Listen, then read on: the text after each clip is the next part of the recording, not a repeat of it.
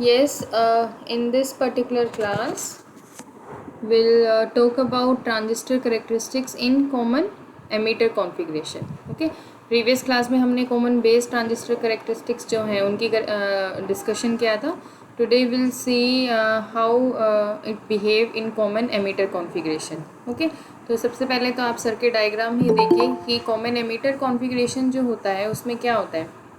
यहाँ पे एमीटर जो है वो आपका कॉमन हो गया बोथ साइड्स, इनपुट जंक्शन में भी और आउटपुट जंक्शन में भी. ठीक है, तो यहाँ पे ये आपका इधर बेस है और अब ट्रांजिस्टर का हमें टाइप देखना है कौन सा NPN है या PNP है. तो हमने देखा कि एरो जो है हमेशा P से N की साइड होगा.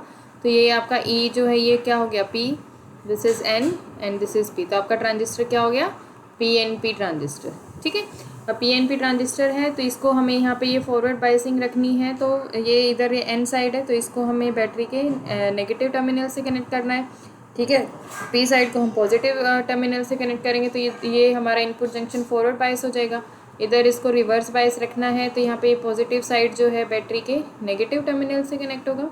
इधर पॉजिटिव साइड जो है वो आपका इधर इससे पॉजिटिव से कनेक्ट हो जाएगा. ठीक है, ओके. तो यहाँ पे ये आपका जो है P साइड आपका N साइड से कनेक्ट हो गया, ये हो गया आपका रिवर्स बायसिंग. ओके, तब हम इसके इनपुट करेक्टरिस्टिक्स देखेंगे. तो इनपुट करेक्टरिस्टिक्स में क्या होता है आपका input current versus input voltage, है ना. इनपुट करंट और इनपुट वोल्टेज. अब इनपुट जंक्शन में यहाँ पे क्या है, इनपुट करंट में IB. ठीक है, तो this will be IB versus यहाँ पे वोल्टेज कौन सी हो जाएगी VBE. ठीक है, VBE. ठीक है, और हमें पता है कि आपका जो एमीटर करंट जो है that is dropped as IC. मतलब IC जो है लगभग आपका जो है IE के इक्वल ही होता है और IB की वैल्यू जो है वो काफ़ी स्मॉल होती है. ठीक है ना, ट्रांजिस्टर की हमने देखे है ना वर्किंग कि हम जो है बेस थिन बनाते हैं एमीटर और कलेक्टर जंक्शन जो है. ठीक है, ये एमीटर जंक्शन हो गया, ये बेस थोड़ा थिन बनाया और ये हमने कलेक्टर बनाया. तो कलेक्टर की विड्थ थोड़ी सी और ज़्यादा होती है एज़ कम्पेयर टू एमीटर और इसमें डोपिंग लेवल सबसे कम होता है और इनमें हाई होता है ना. तो हमारा जो बेस करंट जो होता है वो बहुत ही कम होता है. तो हमारा यहाँ पे देखो अब ये फॉरवर्ड बायस है तो यहाँ पे ये नेगेटिव टर्मिनल इधर से कनेक्ट है. ठीक है, आपका करंट जो है यहाँ से फ्लो होगा. ठीक है, एमीटर करंट जो है एमीटर में करंट जाएगा और ये यहाँ पे हल्का सा रिकॉम्बिनेशन होगा बेस में और ये एज इट इज़ आपका IC के जैसे अपीयर हो जाएगा यहाँ पे आउटपुट में. ठीक है, अब यहाँ पे IB जो है इनपुट करंट जो है वो क्या हो गया हमारा स्मॉल और आउटपुट करंट जो है IC that is approximately equal to your IE. ठीक है, तो आपकी कैरेक्टरिस्टिक किस तरीके से बनेगी कि आपका यहाँ पे जब VBE की वैल्यू बहुत कम है. ठीक है, तो ये आपका थोड़ा सा बड़ा है और फिर एकदम से आपका ओवरशूट होना शुरू हो जाएगा. कीपिंग योर आउटपुट्स जो वोल्टेज है, अब यहाँ पे आउटपुट में वोल्टेज कौन सा टर्मिनल, यहाँ पे ये कलेक्टर है VCE. तो यहाँ पे VCE की बायसिंग जो है हमें देखनी है. जैसे जैसे आपकी बायसिंग रिवर्स बायसिंग बढ़ेगी -2 वोल्ट, यहाँ पे -8 वोल्ट, सपोज एक और थर्ड कर्व है वो -10 वोल्ट के करस्पॉन्डिंग है. तो आप देखेंगे कि यहाँ पे IB की वैल्यू जो है for a given value of VBE. ठीक है, यहाँ पे सपोज मैं एक ये गिवन वैल्यू तीनों कर्व, चलो यहाँ पे 2 के करस्पॉन्डिंग दिखा देते हैं. ठीक है, तो यहाँ पे देखो VBE की फिक्स वैल्यू अगर आपने कर दी तो IB की वैल्यू जो है यहाँ पे देखो with increase in your reverse bias. ठीक है, रिवर्स बायस के इंक्रीज होने पे आपका IB करंट जो है वो क्या हो रहा है डिक्रीज हो रहा है. रिवर्स बायस अगर आप बढ़ा रहे हो रिवर्स बायसिंग यहाँ पे इधर ये जो रिवर्स बायसिंग बढ़ाने का मतलब क्या है, ये VCE की वैल्यू बढ़ा रहे हो -2 वोल्ट, -3, -4, -10. ठीक है, ये आप अगर बढ़ा रहे हो इसको बहुत ज़्यादा हाई वोल्टेज लगा रहे हो रिवर्स बायसिंग में तो इनपुट करंट की वैल्यू जो है वो कम कम कम होती जाएगी. ठीक है, जबकि आपका कॉमन बेस में क्या थी करेक्टरिस्टिक, अगर उससे हम कंपेयर करें तो वहाँ पे थी आपकी IE वर्सेस VEB. ठीक है, और उसमें जो है आपकी करेक्टरिस्टिक्स इस तरीके से ही आ रही थी, लेकिन वहाँ पे बायसिंग जो था ना आपका टर्मिनल उसमें इधर इस साइड -10 था और ये इधर -2 वोल्ट था अगर आपने देखा हो तो आपका, और ये था VCB वोल्टेज जो है. ठीक है, कॉमन बेस था वो, है ना. तो कॉमन बेस में आपका इनपुट करंट IE था. ठीक है, और आउटपुट करंट वही आपका IC, आउटपुट की तो हम बात ही नहीं कर रहे यहाँ पे इनपुट करंट. तो उसमें क्या हो रहा था, for a given value of V E B, यहाँ पे ये पॉइंट पे मैंने फिक्स कर दिया, इधर मैं इसको ऊपर की तरफ ड्रॉ करूँगी तो ये वैल्यू जो है आई ई की जो वैल्यू है वो आपकी इंक्रीज हो रही थी विद इंक्रीज इन बाइसिंग। यहाँ पे तो देखो -2 से -10 वोल्ट की तरफ ऐसे जा रहे हैं, यहाँ पे -2 से -10 वोल्ट इधर जा रहे हैं, ठीक है। तो आई बी की वैल्यू, इनपुट करंट की वैल्यू जो है कॉमन एमीटर कॉन्फ़िगरेशन में, तो इनपुट करंट की वैल्यू जो है वो डिक्रीज हो रही है with increase in your reverse biasing. Output में reverse biasing with increase in reverse biasing of output, ठीक है। आउटपुट टर्मिनल को अगर आप रिवर्स बाइस कर रहे हो तो इनपुट जो करंट है, ठीक है, इनपुट जो करंट है that is decreasing in case of your common ये this is your common emitter configuration. Common base में क्या हो रहा था, आप रिवर्स बाइसिंग इंक्रीज कर रहे थे तो आई ई की वैल्यू जो है वो इंक्रीज हो रही थी, ठीक है, with increase in your reverse biasing, ठीक है। रिवर्स बाइसिंग के इंक्रीज होने के साथ आपका इनपुट करंट जो है आई ई दैट वाज इंक्रीजिंग। यहाँ पे इनपुट करंट क्या है, आई बी, वो डिक्रीज हो रहा है, ठीक है। तो उल्टा जो है आपका इफेक्ट आ रहा है। अब क्यों आ रहा है ये, क्योंकि आपने यहाँ पे उस केस में कॉमन बेस था, बेस कॉमन था यहाँ पे था, और यहाँ पे कॉमन एमीटर जो है ये कॉन्फ़िगरेशन हो गया।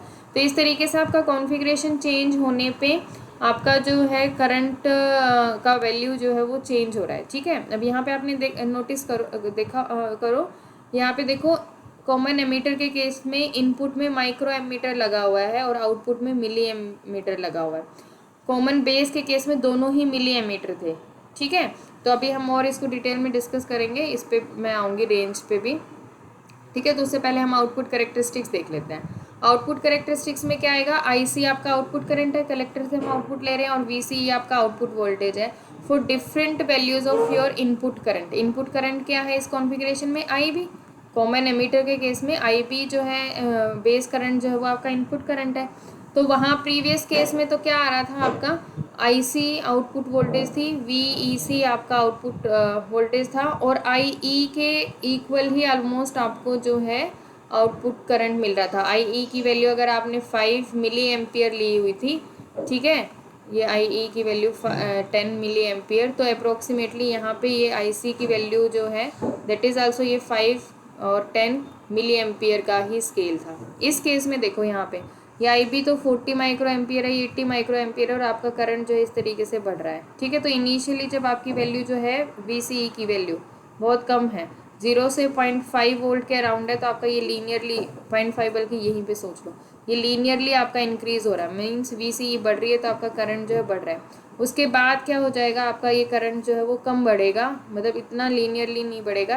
लीनियर होने का मतलब क्या है, जितना इसमें इंक्रीज़ हुआ वोल्टेज में उतना ही करंट में इंक्रीज़ हुआ, ये तो है लीनियर। और यहाँ पे ये इस तरीके से फिर बाद में बढ़ना शुरू हो गया, तो ये नॉन लीनियर है, ये इतना ज़्यादा नहीं बढ़ रहा है एकदम कि जितना अगर ये डबल हो गया तो ये भी डबल हो गया, ऐसे नहीं हो रहा है, ठीक है, कि ये हमने 4 टाइम्स किया तो ये भी 4 टाइम्स हो गया, तो ये तो होता है लीनियर इफेक्ट। नॉन लीनियर में कि हमने इसको 4 टाइम किया हुआ है और ये 2 टाइम या 3 टाइम या 2.5 टाइम ही बढ़ा है, ठीक है, तो ये नॉन लीनियर इफेक्ट होता है। तो हमने देखा with high value of V C E यहाँ पे आई सी में बहुत ज़्यादा शार्प चेंज नहीं आएंगे, ठीक है। 0.5 तक तो ये लीनियरली बढ़ेगा, यहाँ पे इस रेंज में ये लीनियरली बढ़ रहा है, उसके बाद ये नॉन लीनियरली बढ़ रहा है, और it is almost independent of your input current. Input current की वैल्यू तो 40 माइक्रो एम्पियर की रेंज में है, और आउटपुट हमें मिल रहा है मिली एम्पियर की रेंज में, तो बहुत स्मॉल इनपुट करंट है, ठीक है। स्मॉल इनपुट करंट के कंपैरिजन से हमें मतलब के कंपेयर में हमें आउटपुट जो करंट है आई सी वो बहुत ज़्यादा मिल रहा है, मिली एम्पियर की रेंज में मिल रहा है, और ये आपका माइक्रो एम्पियर की रेंज में था। 10⁻⁻6 एम्पियर, ये 10⁻³ एम्पियर, 1000 के ऑर्डर का जो है आपका डिफरेंस आ रहा है। तो यहाँ पे क्या हो रहा है, आपका करंट जो है वो एम्पलीफाई हो रहा है, ठीक है। This is your current amplifier as well as your voltage amplifier, ठीक है। वोल्टेज एम्पलीफिकेशन भी कर रहे हैं। कॉमन बेस के केस में क्या हो रहा था, यहाँ पे आपका आउटपुट करंट और इनपुट करंट दोनों सेम थे, है ना, ऑलमोस्ट सेम थे, तो करंट गेन तो नहीं था। हमने अल्फ़ा की वैल्यू निकाली थी उस केस में, तो आई सी ओवर आई ई की वैल्यू जो है that comes out to be less than 1.98 और 0.95 वगैरह की अराउंड आ रहा था। तो इसका मतलब इस केस में क्या हो रहा है, नो करंट गेन, ठीक है। कॉमन बेस में कोई करंट गेन नहीं होता है, however voltage gain is there, ठीक है। वोल्टेज गेन तो हो रहा है दोनों में। वोल्टेज गेन का मतलब क्या है, इनपुट वोल्टेज जो है और आउटपुट वोल्टेज जो है। Input voltage in case of common base के केस में इनपुट वोल्टेज क्या थी, वी ई बी, ठीक है, और यहाँ पे output voltage V C B, ठीक है। तो ये तो लेस देन रहेगा, मतलब आउटपुट वोल्टेज हमें ज़्यादा मिल रही है दोनों ही केस में। और कॉमन एमीटर के केस में this is V B E, और यहाँ पे ये वी सी ई हम कह लें, ठीक है।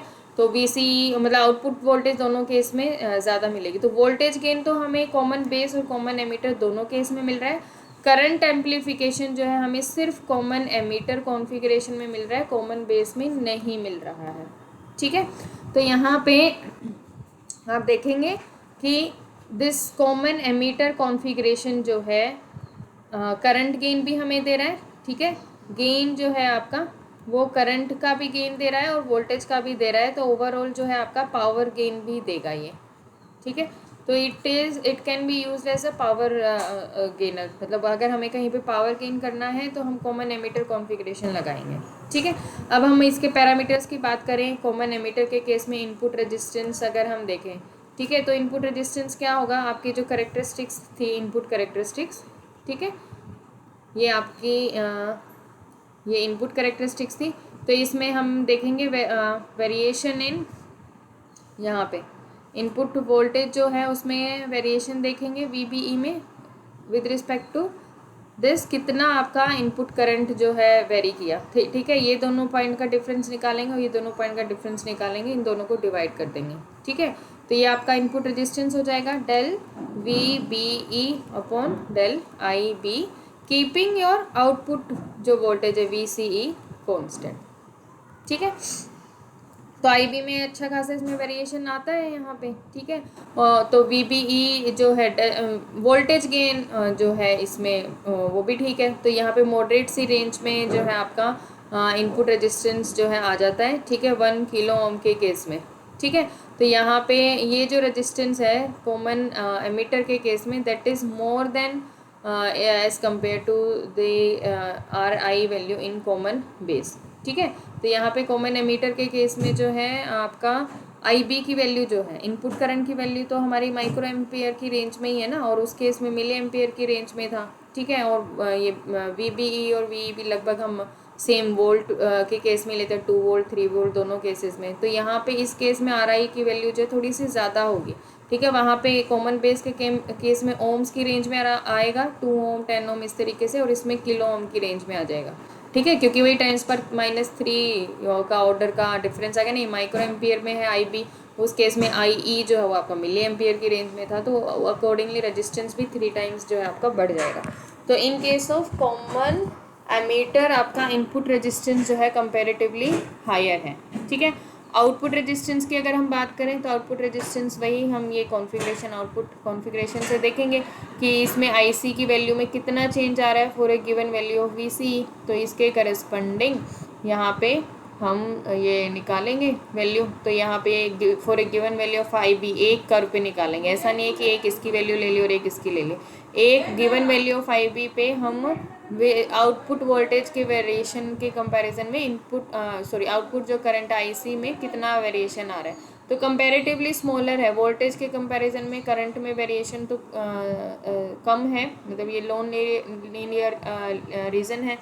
लेकिन फिर भी अगर हम कॉमन बेस कॉन्फ़िगरेशन से कंसिडर करेंगे तो उसमें तो बिल्कुल ही फ्लैट कर्व था आपका, डेल आईसी की वैल्यू बिल्कुल ज़ीरो थी। तो उस केस में आउटपुट की वैल्यू जो है ऑलमोस्ट जो है इन्फिनिटी के करीब थी। लेकिन यहाँ पे थोड़ा सा कम रहेगा, मॉडरेट सा रेंज में रहेगा 50 किलो ओम, ठीक है।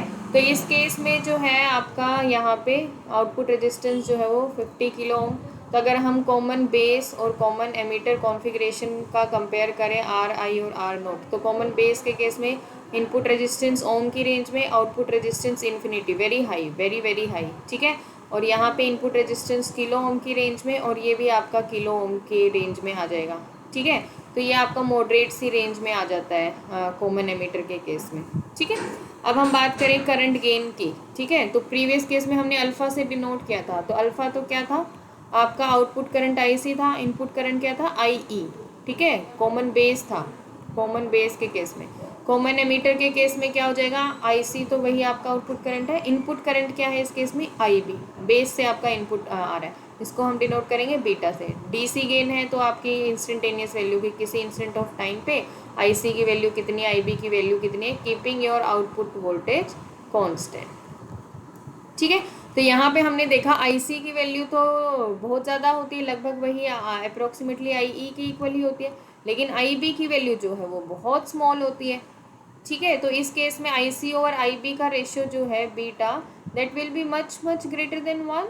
ठीक है, उस केस में अल्फा के केस में तो यहाँ पे आईई और आईसी जो है लगभग सेम थे, और आईसी की वैल्यू जो है थोड़ी सी आईई से कम होती है, क्योंकि कुछ बेस में रह जाता है, रिकॉम्बिनेशन हो जाता है, तो आईई जितना चला लगभग आईसी उतना ही होता है, लेकिन हल्का सा कम होता है कि यहाँ से 100 इलेक्ट्रॉन चले तो यहाँ पे 98 पहुँच पाते हैं, तो अल्फा की वैल्यू लगभग 0.98 रेंज में थी। लेकिन यहाँ पे तो क्या है, आईबी तो अप्रोक्सीमेटली 2 और आईसी की वैल्यू है लगभग 98, तो ये तो मच ग्रेटर देन यूनिटी आपका मिलेगा, तो beta is always greater than 1। तो यहाँ पे हमारा करंट एम्प्लीफिकेशन हो रहा है, वो हम बोल ही रहे हैं, आपका करंट एम्प्लीफिकेशन हो ही रहा है कि माइक्रो एमीटर रेंज से आईबी जो है आपका आईसी दे रहा है मिली एमीटर की रेंज में, करंट एम्प्लीफिकेशन हो ही रहा है सिंपली, तो बीटा गेन जो है करंट गेन की वैल्यू तो है यहाँ पे ग्रेटर देन 1 आनी ही थी। ठीक है, ऐसे ही एसी जो है वो आपका वेरिएशन है कि आपने कितना डेल आईबी में वेरी किया, उसके रिस्पेक्ट में आईसी में कितना वेरिएशन आया, कीपिंग योर आउटपुट कांस्टेंट, तो that is your beta AC. Okay, अब हम बात करते हैं थोड़ा सा रिलेशंस की। अगर हम बात करें कॉमन एमीटर कॉन्फ़िगरेशन में, हमें पता है ट्रांजिस्टर में जो टोटल जो आपका एमीटर करंट जो चलता है वो थोड़ा सा आईबी और रेस्ट जो है आईसी में चला जाता है। ठीक है, एज ए आईसी अपीयर होता है, कलेक्टर करंट अपीयर होता है, हल्का सा बेस करंट में यूज़ हो जाता है। अगर हम इसको ऐसे लिखें कॉमन बेस कॉन्फ़िगरेशन में आईसी जो है, ठीक है, कलेक्टर करंट जो है कॉमन बेस जो प्रीवियस वाले कॉन्फ़िगरेशन थी उसमें बेस में हमने करंट गेन को अल्फ़ा से डिनोट किया है, alpha DC over IE plus ICO. ऐसे इसको ऐसे क्यों लिखा है, आपका टोटल जो आउटपुट करंट होता है वो क्या होता है कि आपका कितना तो करंट गेन हमें उस सर्किट में मिल रहा है, अल्फ़ा की वैल्यू कितनी है, अल्फ़ा की वैल्यू आईसी ओवर आईई होती है ना, कितना तो हमें करंट गेन मिल रहा है उसका अल्फ़ा की वैल्यू कितनी है। ठीक है, इनपुट उसी के अकॉर्डिंग डिसाइड किया जाएगा, इनपुट करंट को उसके करंट गेन से मल्टीप्लाई कर देंगे तो टोटल आपका आउटपुट करंट आना चाहिए। अलोंग विद दिस इसमें कुछ आपका रिवर्स सेचुरेशन करंट भी फ्लो होता है। ठीक है, वो क्या होता है रिवर्स सेचुरेशन करंट कि आप आई ई की वैल्यू को आप अगर ज़ीरो कर दो तो आई सी की वैल्यू कितनी आपकी फ्लो होगी। ठीक है, आई ई की वैल्यू ज़ीरो करने का मतलब क्या है, आपने कॉमन बेस कॉन्फ़िगरेशन लिया हुआ है तो उसमें आप जो है जो आपका एमीटर जो टर्मिनल है उसको आप ओपन कर दो, मतलब उस पॉइंट को हटा दो, तो वहाँ पे तो वो ओपन हो गया, तो फिर आपका क्या करंट फ्लो होगा, बैक डायरेक्शन में जितना करंट फ्लो हो रहा है कलेक्टर से बेस की तरफ। ठीक है, तो कलेक्टर से बेस की तरफ जितना करंट फ्लो हुआ when your emitter is open उसको हम बोलते हैं रिवर्स सेचुरेशन करंट ICVO। तो ये कॉमन बेस के कॉन्फ़िगरेशन में हम IC की वैल्यू लिख सकते हैं ये। ठीक है, ओके। अब सिमिलरली आपका अगर हम कॉमन एमीटर कॉन्फ़िगरेशन की बात करें तो उस केस में हम IC को लिख सकते हैं लेट अस से F टाइम्स योर IB। ठीक है, तो यहाँ पे IC की वैल्यू जो है, जो अगर हम इसको लिखना चाहें ऐसे ये आपका IC जो है alpha times IE plus ICBO, यही वाला जो सेम रिलेशन है, इसको अगर हम ऐसे लिख दें IE की वैल्यू जो है वो हमें पता है IB प्लस IC होती है। ठीक है, plus ICBO as it is IC। ठीक है, अब हम ये कॉमन बेस जो इक्वेशन थी आउटपुट करंट की उससे हम कॉमन एमीटर की कॉन्फ़िगरेशन जो है उसको मैच मतलब रिलेशन निकाल रहे हैं। तो यहाँ से IC की वैल्यू जो है कॉमन अगर हम निकालें, ये यहाँ पे 1 माइनस अल्फ़ा टाइम्स ये IC था। ठीक है, is equal to alpha times IB plus ICBO। इसको 1 माइनस अल्फ़ा को इधर डिवाइड करोगे तो IC जो है बन जाएगा simply alpha 1 minus alpha times IB plus ICBO upon 1 minus alpha. ये हो गया। तो अब अगर हम कॉमन एमीटर की जिस तरीके से ये इक्वेशन लिखी थी अगर उससे कंपेयर करें, कॉमन एमीटर के केस में कलेक्टर करंट जो आउटपुट करंट है दैट शुड बी कितना उसका करंट गेन है with respect to input current I B, plus आपका रिवर्स सेचुरेशन करंट कैसे फ्लो होगा, कितना रिवर्स सेचुरेशन करंट फ्लो हो रहा था when your base is open. Common emitter है ना, तो हमें कॉमन यहाँ पे लिखना पड़ेगा इसको आई CEOO, ठीक है। तो इसको इस इक्वेशन को अगर हम कंपेयर करें इस इक्वेशन से, ये भी कॉमन एमीटर कॉन्फ़िगरेशन की है और ये भी कॉमन एमीटर की कॉन्फ़िगरेशन से लेके आए हैं हम, जो कॉमन बेस से स्टार्ट किया था लेकिन इसको हमने मॉडिफाई किया कि कॉमन एमीटर में हम इसको कैसे लिखेंगे, ठीक है। तो इन दोनों इक्वेशंस को कंपेयर करेंगे तो हमारा बीटा जो आया that comes out to be alpha minus alpha and ICEO जो है that comes out to be ICBO upon 1 minus alpha, ठीक है। तो यहाँ पे इस तरीके से जो है हम रिलेशन फाइंड आउट कर सकते हैं कि कॉमन एमीटर जो कॉन्फ़िगरेशन है जब बेस ओपन हम कर देंगे तो आपका जो करंट है वो कितना फ्लो होगा जब आपका एमीटर ओपन है और बेस में आपका कलेक्टर बेस जंक्शन में आपका रिवर्स सेचुरेशन करंट फ्लो हो रहा है, तो that has to be divided by a factor of 1 upon 1 minus alpha, ठीक है। अब यहाँ पे ये इधर ये बीटा DC पे ही आप वापस इधर आ जाओ, ठीक है। तो IC जो है यहाँ पे इन्होंने इस इक्वेशन को ये कॉमन एमीटर के लिए इक्वेशन जो लिखी उसको इससे कंपेयर किया हुआ है, जिससे हम लिख सकते हैं कि भाई बीटा DC जो है अल्फ़ा 1 माइनस अल्फ़ा और ICBO ओवर 1 माइनस, ये हम लिख सकते हैं, ठीक है। अब बीटा DC जो है यहाँ से इस इक्वेशन से बीटा DC की वैल्यू यहाँ से क्या लिख सकते हैं, IC माइनस ICEO, इसको इधर लेके जाओ डिवाइडेड बाय IB, ठीक है। ICEO क्या है, रिवर्स सेचुरेशन करंट जो बिल्कुल नेग्लिजिबल होता है, so we can simply ignore it, तो IC ओवर IB आ गया, यही हमारा होता है IC over IB। Common emitter के इसमें क्या होता है, ये आउटपुट करंट कलेक्टर पे ले रहे हैं, इनपुट करंट हम IB पे ले रहे हैं, तो हमारा ये जो रिलेशन जो है इसका मतलब ये सही है ना। फाइनली हम उसी कंक्लूजन पे आ गए ना, करंट गेन जो हमने डिफाइन किया था कॉमन एमीटर के केस में, तो इसका मतलब ये जो रिलेशन है कि ICEO is equal to ICBO upon 1 minus alpha and beta जो है अल्फ़ा अपॉन 1 माइनस अल्फ़ा, तो ये हमारे रिलेशनशिप आ गए हैं between current gain of your common ammeter beta and current gain of your common base alpha. इस तरीके से हम इन दोनों पैरामीटर्स को रिलेट कर सकते हैं, current gain of your common base and common ammeter configurations. Now let us talk about your common collector configuration, ठीक है। कलेक्टर कॉन्फ़िगरेशन में कॉमन कलेक्टर करेंगे तो यहाँ पे ये कलेक्टर कॉमन यहाँ पे आ गया, ये इधर बेस जा रहा है इनपुट और आउटपुट जो है इस केस में हम ले रहे हैं एमीटर की टर्मिनल पे, ठीक है ना। तो यहाँ पर ये कलेक्टर हमने कॉमन कर दिया, आउटपुट अब हमें लेना पड़ेगा IE पे, ठीक है।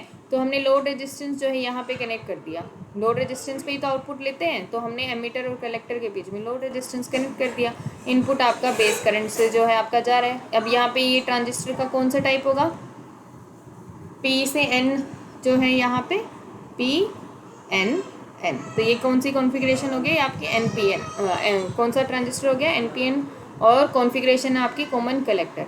अब हम इसको थोड़ा सा इस तरीके से बनाएं, एमीटर के बीच देखो, एमीटर कलेक्टर के बीच में यहाँ पे लोड रेजिस्टेंस लगा हुआ है जहाँ से हम आउटपुट ले रहे हैं, तो ये जैसे कॉमन एमीटर कॉन्फ़िगरेशन थी ना उसी तरीके से इसको डिज़ाइन करने की कोशिश की है।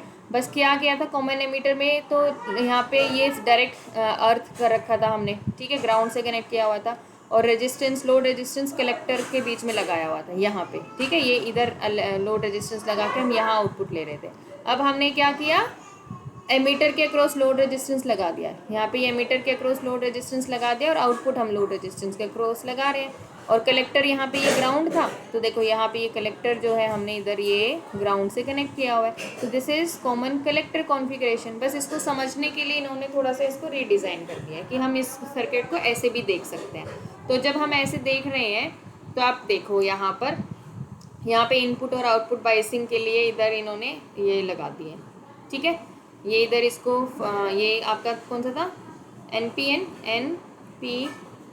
तो यहाँ पे इनपुट जंक्शन को फॉरवर्ड बाइस कर दिया, P को पॉजिटिव टर्मिनल से इधर, ऐसे ही इसको इधर इस पर कनेक्ट कर दिया, N को P साइड से और यहाँ पे N को ये नेगेटिव साइड से, ये आपका रिवर्स बायसिंग हो गया, ये फॉरवर्ड बायसिंग हो गया, ठीक है। अब इसकी कैरेक्टरिस्टिक्स अगर हम देखें तो ये थोड़ा सा डिफरेंट आएगा। आई बी आपका इनपुट करंट है, ठीक है। वी सी बी आपका जो है क्या रहेगा, input voltage, keeping your output voltage V C E जो है यहाँ पे देखो, अब ये 2 वोल्ट एंड 4 वोल्ट, ठीक है। यहाँ पे देखो रिवर्स, पहले के केस में यहाँ पे ये -2 वोल्ट -10 वोल्ट इस तरीके से आता था, अब ये पॉजिटिव साइड से कनेक्टेड है, ठीक है, इसको रिवर्स बायसिंग किया हुआ है, ठीक है। तो ये इसलिए यहाँ पे आ गया +2 वोल्ट एंड +4 वोल्ट। और यहाँ पे हम देखेंगे कि वी सी बी जब इंक्रीज हो रहा है तो करंट जो है आपका हल्का सा डिक्रीज हो रहा है आई बी में, इट्स नॉट इंक्रीजिंग जैसे पहले के केस में हो रहा था, ठीक है। तो थोड़ा सा इस तरीके, हालांकि ये डिक्रीज बहुत ज़्यादा सिग्निफिकेंट नहीं है, आप बोल सकते हो, सॉरी, वी सी बी जब आपका इंक्रीज हो रहा है, हाँ, तो आपका आई बी जो है इंक्रीज हो रहा है, सॉरी, ठीक है। लेकिन वी सी ई जो है रिवर्स बायसिंग डिक्रीज होने पे आपका मैग्नीट्यूड जो है ये वी सी बी का, वो आपका ये इधर डिक्रीज हो रहा है, ठीक है। तो अब यहाँ पे हम जो है इसमें ये इस तरीके की पैरेलल जो स्ट्रेट लाइंस आपकी इनपुट में देखेंगे। आउटपुट में देखो यहाँ पे आउटपुट आई ई, ठीक है, आउटपुट करंट, और वी सी ई आपका output voltage, keeping your input current I B और की वैल्यू फिक्स। तो यहाँ पे आउटपुट करेक्टरिस्टिक्स देखो, इसमें जैसे प्रीवियस केस में इनपुट करेक्टरिस्टिक्स आ रही थी ना, ऐसे तो आपकी आउटपुट करेक्टरिस्टिक्स आ रही हैं इसमें कि पहले ये लीनियरली इंक्रीज हो रहा है, फिर नॉन लीनियरली इंक्रीज हो रहा है, ठीक है। तो काफ़ी डिफरेंट है कॉमन कलेक्टर कॉन्फ़िगरेशन, ठीक है। और यहाँ पे इनपुट में देखो एकदम आपको स्ट्रेट लाइंस जो है आपकी मिल रही हैं कि जैसे बी सी बी की वैल्यू जो है आपकी बहुत ज़्यादा मतलब इसको अफेक्ट नहीं कर पा रही है, आई बी की वैल्यू जो इनपुट की वैल्यू जो है एकदम स्ट्रेट लाइन जो जैसे आपको मिल रही है, कांस्टेंट जैसे आपको मिल गया है कि वी सी बी की वैल्यू जो है यहाँ पे ये कांस्टेंट है और यहाँ पे आई बी की वैल्यू बढ़ रही है, ठीक है, ये बढ़ रही है ना यहाँ पे आई बी की value for a given value of V C B, ठीक है। यहाँ पे भी वी सी बी की वैल्यू हमने बढ़ाई तो यहाँ पे फिर से आपका जो है वही सेम पैरामीटर हमें मिल रहा है कि वी सी बी की वैल्यू 2 रखी तो भी हमें वही वैल्यूज़ मिल रही थी, वी सी बी की वैल्यू 4 रखी तो भी हमें आई बी की वही सेम वैल्यूज़ मिल रही थी, है ना। तो ऐसा कुछ मतलब अफेक्टिव आउटपुट वोल्टेज पे इनपुट वोल्टेज का इस केस में आ नहीं रहा है, ठीक है। अब अगर हम कंपेयर करें, ठीक है, तो यहाँ पे वी सी बी जो है, ठीक है, वी सी बी जो है यहाँ पे देखो इन्होंने लिखा हुआ है V C E minus V B E, V C B देखो इधर V C B is equal to V C E minus V B E, ये लिखा हुआ है, और V E B, V C E minus V B E, V C E minus, इसको ऐसे लिखो वी ई बी। अब देखो यहाँ पे वी सी बी क्या है, ये है, कलेक्टर से बेस की तरफ जाएंगे, ये वी सी बी है, ठीक है। ये क्या बोल रहा है, this is the difference of your V C E, ये यहाँ पे ये V C E minus V E B, E B, E से बी की तरफ जाए, ये आपका हो गया वी ई बी, ठीक है। अब वी ई बी क्या है, ये तो फॉरवर्ड जंक्शन है, फॉरवर्ड बायस है, तो वी ई बी की वैल्यू जो है वो तो लगभग 0.7 इलेक्ट्रॉन वोल्ट के करीब हो जाएगी, ठीक है। जिसका कट इन वोल्टेज जो बैरियर पोटेंशियल होता है वो वैल्यू रहेगी, ये वी ई बी की वैल्यू तो आपकी फिक्स हो गई है, ठीक है।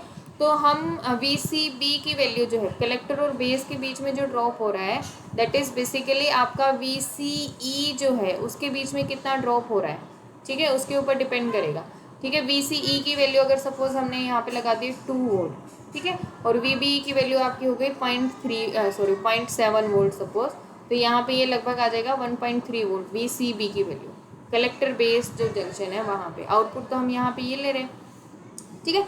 तो यहाँ पे आप देखेंगे कि आपका जो है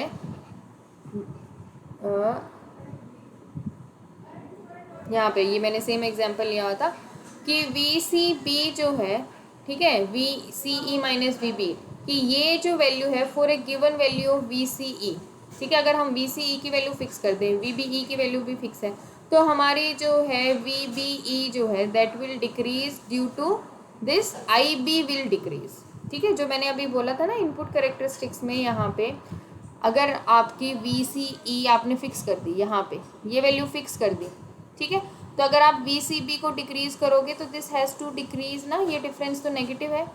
यहाँ पे x is equal to Y minus let's say z है, ठीक है। y की वैल्यू आपने फिक्स कर दी है, सपोज 10 वोल्ट। अब अगर आपकी ये आपको ये डिफरेंस 8 वोल्ट लेके आ रहे हो, ठीक है, तो यहाँ पे इसको आपको कितना रखना पड़ेगा 2।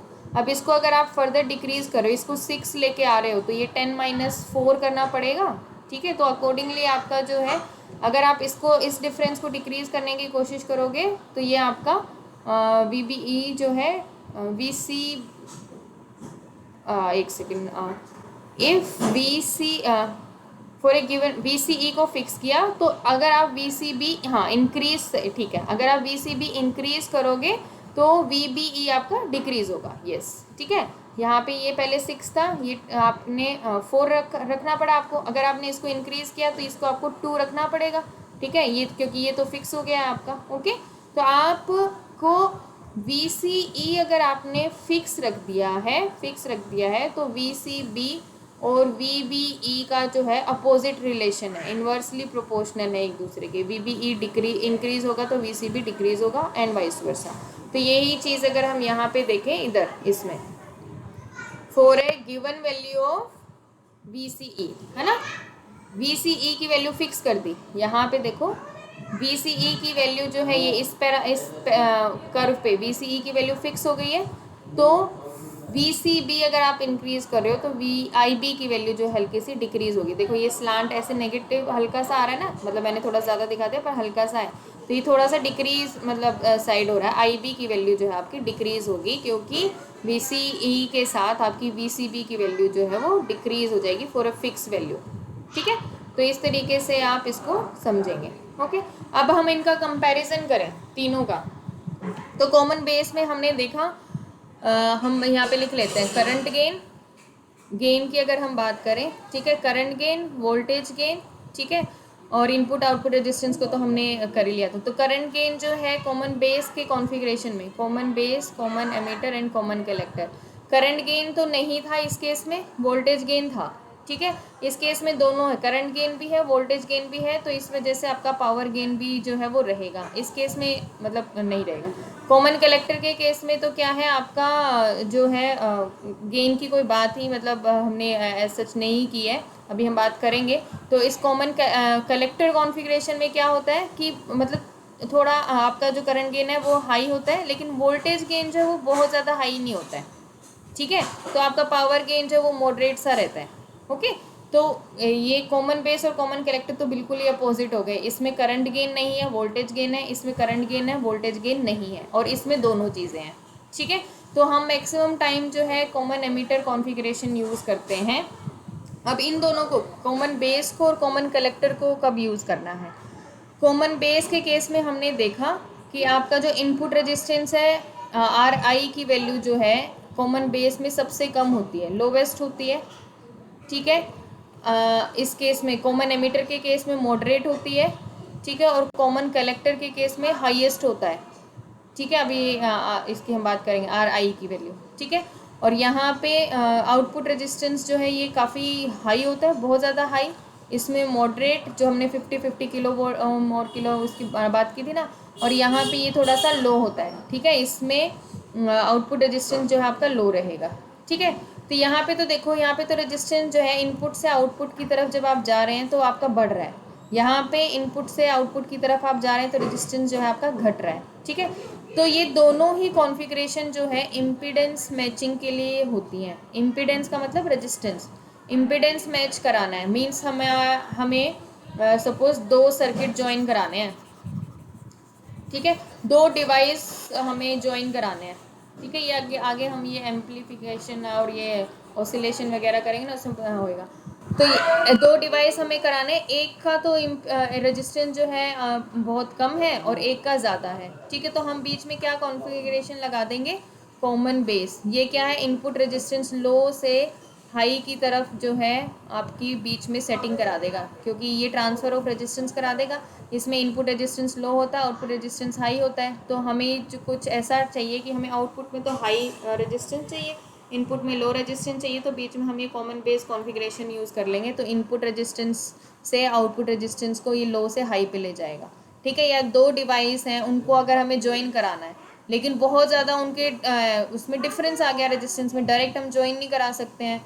ठीक है, कि एकदम से आपका यहाँ पे इनपुट को हमने बहुत ज़्यादा हाई आउटपुट रेजिस्टेंस से कनेक्ट कर दिया तो लोड बढ़ गया तो डैमेज हो सकता है, तो हम बीच में इंटरमीडिएट स्टेज कॉमन बेस ले आते हैं।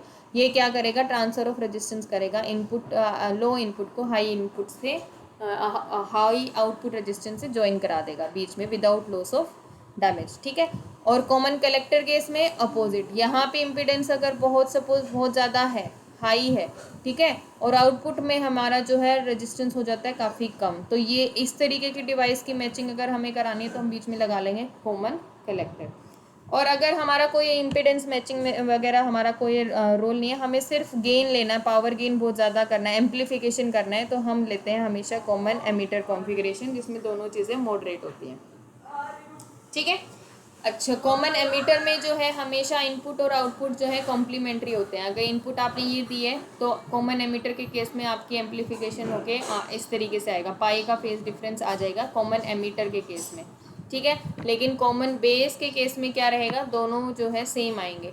ठीक है, ओके, कोई फेज डिफरेंस नहीं आता, कॉमन बेस में आपका सेम रहता है। ओके, तो यहाँ पे कॉमन बेस जो है that work as non inverting voltage amplification, हमें सिर्फ वोल्टेज एम्पलीफिकेशन चाहिए और नॉन इन्वर्टिंग चाहिए। अभी हम एम्पलीफायर्स की बात करेंगे ना, उस टाइम पे ये चीज़ें आपको पता होनी चाहिए कि कॉमन बेस हम क्यों ले रहे हैं, क्योंकि हमें नॉन इन्वर्टिंग चाहिए, मींस आउटपुट जो है हमें इनपुट के साथ फेज में ही चाहिए, जैसे जिस फेज में इनपुट दिया था उसी फेज में हमें आउटपुट चाहिए, और वोल्टेज एम्पलीफिकेशन सिंपली चाहिए तो will use common base configuration. अगर हमें नॉन इन्वर्टिंग चाहिए, हमें कोई फ़र्क नहीं पड़ता फेज उल्टा भी हो रहा है लेकिन बहुत ज़्यादा हाई वोल्टेज गेन भी चाहिए, करंट गेन भी चाहिए, तो हम कॉमन एमीटर कॉन्फ़िगरेशन जो है वो लगा लेते हैं। ठीक है, और कॉमन कलेक्टर कॉन्फ़िगरेशन जो है एम्पलीफिकेशन वगैरह तो कुछ नहीं करेगा, क्योंकि आप देख रहे हो आउटपुट रेजिस्टेंस तो बिल्कुल लो हो जाएगा, यहाँ पे इनपुट वोल्टेज कहीं हाई होगी और ये बिल्कुल लो होगी आउटपुट वोल्टेज, तो एम्पलीफिकेशन तो इस केस में हो ही नहीं रहा है, ये सिर्फ बफरिंग कर रहा है। बफरिंग करने का मतलब क्या है, दो डिवाइस है उनको इंसुलेट एकदम से कर देता है, बीच में कॉमन कलेक्टर अगर हमने लगा दिया, ये सिर्फ इम्पिडेंस मैच करा देगा और वो गेन वेन कुछ नहीं देगा, वोल्टेज गेन वगैरह। ठीक है, तो हम इसको बोलते हैं बफरिंग। ठीक है, बफर स्टेज की भी हमें बीच में ज़रूरत होती है, बीच में कि कुछ भी ना हो, सिर्फ रेजिस्टेंस आपका ट्रांसफ़र हो जाए। ओके, तो कॉमन कलेक्टर की करंट गेन की हम बात अगर करें, यहाँ पे ये इन्होंने रिलेशन पहले निकाला है, ये आपका कॉमन बेस के केस में अल्फ़ा और ये beta, I C over I B, इनको हमने ऐसे लिखे, I E is equal to I B plus I C. हमें पता है एमीटर करंट जो है sum of base current and collector current होता है, इसमें वेरिएशन अगर हम लेके आएंगे तो इसमें भी वही वेरिएशन आपकी सेम आएगी, तो बीटा की value del I C over I B हमने लिख दिया, I C over I B की वैल्यू जो है यहाँ से del I B I E minus del I C लिख दिया, आई सी से इसको डिवाइड करेंगे तो ये del I E over del I C क्या है आपका, दैट इज़ 1/अल्फ़ा, I C over I is alpha, तो आई ई ओवर आई सी 1/अल्फ़ा हो जाएगा, तो ये यहाँ पे beta is equal to alpha upon 1 minus alpha बन जाएगा। इसको अगर हम ऐसे यहाँ पे थोड़ा मैथमेटिकली इसको सिंप्लीफाई करें तो ये बीटा जो है ऐसे अल्फ़ा जो है वो बीटा प्लस 1 प्लस बीटा आ जाएगा, इधर इसको मल्टीप्लाई किया, beta minus alpha beta is equal to alpha, और बीटा ये अल्फ़ा को एक तरफ बीटा को एक तरफ, तो हम ऐसे इसको लिख सकते हैं, तो beta is alpha over 1 minus alpha and alpha is beta over 1 plus beta, ये दोनों की करंट गेन के रिलेशंस हैं। कॉमन बीटा किस में था, कॉमन एमीटर केस में, और ये कॉमन बेस अल्फ़ा जो है, गामा जो है कॉमन कलेक्टर के केस में, कॉमन कलेक्टर के केस में पता है आउटपुट आपका आई ई है, इनपुट करंट आपका आई बी है। ठीक है, आई ई ओवर आई बी को हम आई बी को del I E minus del I C लिख दें। ठीक है, आई ई से इसको थ्रू आउट डिवाइड करें तो हमारा gamma is equal to 1 minus alpha की फॉर्म में आ जाएगा। ठीक है, अल्फ़ा की वैल्यू आपको पता है हमेशा 0.98 के करीब रहती है, तो गामा की वैल्यू 1 माइनस 1.98 लगभग 1/0.2 के अप्रोक्स आ जाएगा, तो ये वैल्यू तो है हमेशा ग्रेटर देन 1 रहेगा। ठीक है, वो भी आप देख ही रह सकते हो, आई ई ओवर आई बी है गामा। ठीक है, तो आई बी तो हमें पता है इनपुट करंट, ये बेस करंट तो बहुत कम होता है, आई ई ही ज़्यादा होता है, तो आपका it will always be greater than unity. तो करंट एम्पलीफिकेशन तो कॉमन कलेक्टर के केस में भी हो रहा है, but no voltage amplification, voltage amplification नहीं होगा। ठीक है, ये फिर रिलेशन इन्होंने फाइंड आउट कर दिए हैं, आई ई ओवर आई बी को ऐसे लिख दिया है, आई ई को आई बी प्लस आई सी लिखा, फिर इसको डिवाइड कर दिया तो 1 up plus I C over I B क्या होता है बीटा, तो गामा का रिलेशन आ गया 1 प्लस बीटा के फॉर्म में। ठीक है, तो इस तरीके से आप जो है तीनों रिलेशन जो है आप निकाल सकते हैं। Gamma is beta plus 1, alpha is your beta over 1 plus beta, and beta is alpha over 1 minus alpha. तो तीनों जो रिलेशनशिप जो है आपकी इंपॉर्टेंट है। You can get a small numerical in the exam from this, कि common base में ये आपका करंट गेन था, तो how much will be the gain in common emitter configuration for the same transistor. ठीक है, तो ये फॉर्मूला लगा के आप ये निकाल सकते हो। Okay, so with this your transistor is complete.